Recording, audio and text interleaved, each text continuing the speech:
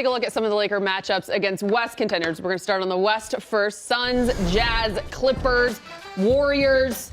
You just mentioned it. Klay Thompson, right?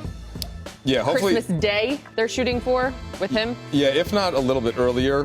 But his dad, Michael, said that his rehab is going great. But definitely by that February date, right? You would expect to see Klay back. For sure. I'm excited to see how he looks. Nonetheless, Suns are in town, second game of the season. Bryce, you got to give the fans what they want. Yeah, no doubt about it. I mean, the schedule makers, I like what they did with Golden State. They really are the second choice as far as teams that could win the West behind the Lakers. Right up there with them, the Phoenix Suns. I mean, Laker fans no doubt will let their minds drift going into that game. What if Anthony Davis had stayed healthy? Spoiler, they would have won, Brett. They would have won. Yeah. And, up 2-1 at the time and looking pretty good in Game 4 here at Staples. And we all know the rest of that history. So, good young team in Phoenix. Added bonus, Mike, JaVale McGee now on the Suns. So he'll be coming to Staples Center very early in the year. So a nice little rematch. Almost right off the top, Allie.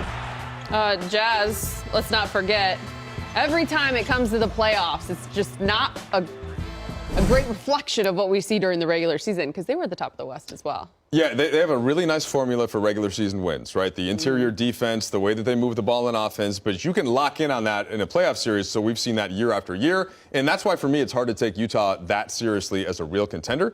But in the regular season, they're going to be a tough team to beat. Mitchell still has some upside, like he can still take another step, I think, but the rest of the roster is pretty much guys that have realized where they are. Right. Mike Conley, Rudy Gobert, Bogdanovich, Joe Ingles, these are all vets who haven't necessarily continued to get better at that stage of their career. So I see that as a tough game, especially in Utah. They only lost 5 home games last year, best home record in the league. But it's not a team, Brez, that I see as much of a threat in terms of winning the overall West as the team you mentioned, like a Golden State, maybe even a Phoenix, maybe Denver, if Jamal Murray can get back in time. So those kind of things. But yeah, like regular season, tough to beat. It's tough to beat. Heading east, let's go to the Eastern Conference. Here's a breakdown of when the Lakers will face the best out of the East. Obviously, Nets, Bucks, the Heat. Don't forget them. Philadelphia. The Heat have a big three of their own. You got Jimmy, you got Bam, and now the addition of Kyle Lowry, Brez. Yeah, I really like this team. In fact, Allie, you were not here yesterday, but I kind of picked them to be the biggest threat in the East to the Nets, not the Bucks. So kind of going against what you might have thought. I like what Miami did during the offseason. You extend Jimmy Butler, make sure he's around for a while. You bring in Kyle Lowry. To me, probably my favorite move of all the Eastern Conference teams during the offseason. I think he's still got some gas in that tank for sure.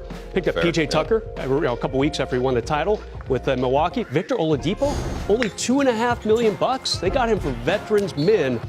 Obviously, he's gonna be hurt for probably the first part of the season, coming off that injury, and he has the injury history. We know that. Really like their moves. The only one, Mike, Duncan Robinson, $90 million for 5 years.